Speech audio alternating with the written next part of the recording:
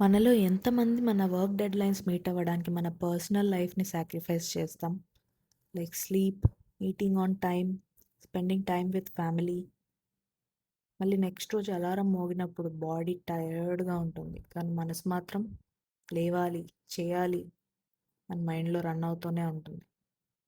మన పనులకి ఓనర్‌షిప్ తీసుకొని, ఇది నా బాధ్యత అని ఫీల్ అవుతూ అన్నీ పర్ఫెక్ట్‌గా టైంకి కంప్లీట్ అవ్వాలని ప్రయత్నిస్తాం. రోజంతా ఒక హసల్‌లో ఉంటాం. కానీ ఒక్కోసారి మనసులో ఒక ప్రశ్నొస్తుంది. అసలు ఇదంతా ఎందుకు చేస్తున్నాం? ఎందుకంటే ఇతరులకు మన వల్ల ఇన్‌కన్వీనియన్స్ కాకూడదని. టీమ్, ఫ్యామిలీ, కమిట్మెంట్స్ అన్నీ స్మూత్‌గా ఉండాలని. మన హెల్త్‌ని, మన మైండ్‌ని స్ట్రెయిన్ చేస్తున్నాం. కానీ నిజంగా ఆలోచిస్తే ప్రతి ఒక్కరూ వాళ్ళ ఓన్ లైఫ్‌లో వాళ్ళ స్ట్రగుల్స్, వాళ్ళ లైఫ్‌లో బిజీగా ఉంటారు. ప్రతి ఒక్కరికి వాళ్ళ ఓన్ ప్రయారిటీస్, రెస్పాన్సిబిలిటీస్ ఉంటాయి. ఎవరు ఏ డెసిషన్ తీసుకున్నా దానికి వాళ్ళ ఓన్ రీజన్స్ ఉంటాయి. అందుకే మన డెసిషన్స్‌ని మనం డౌట్ చేయాల్సిన అవసరం లేదు. నీకు నువ్వు సాటిస్ఫైడ్‌గా ఉంటే, నీ ఇంటెన్షన్ నీకు క్లియర్‌గా ఉంటే, గిల్ట్ లేకుండా నువ్వు నిద్రపోగలిగితే నువ్వు చేస్తున్నది సరైనదే. ఎందుకంటే ఈ జర్నీలో పర్ఫెక్ట్ ఆన్సర్స్ ఉండవు. కానీ హానెస్ట్ ఇంటెన్షన్స్ మాత్రమే ఉంటాయి.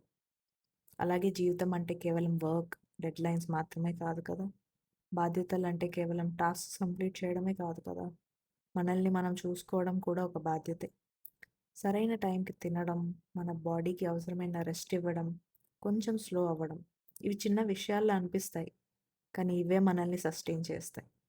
మన పేరెంట్స్‌ని చూసుకోవడం, వాళ్ళతో కాసేపు మాట్లాడడం, మన ఫ్యూచర్ కోసం వర్క్ చేయడం, మన సొంత ఇల్లు కట్టుకోవాలనే కలల్ని చూడడం, మన ఫ్యామిలీని ప్రేమతో నర్చర్ చేయడం ఇవన్నీ లైఫ్‌లో ఈక్వల్లీ ఇంపార్టెంట్ పార్ట్స్.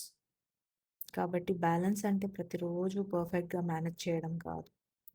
మనకి ముఖ్యమైన వాటిని మిస్ కాకుండా చూసుకోవడం. కొన్ని రోజులు వర్క్ ఎక్కువ ఉంటుంది. కొన్ని రోజులు లైఫ్‌కి టైం ఇస్తాం.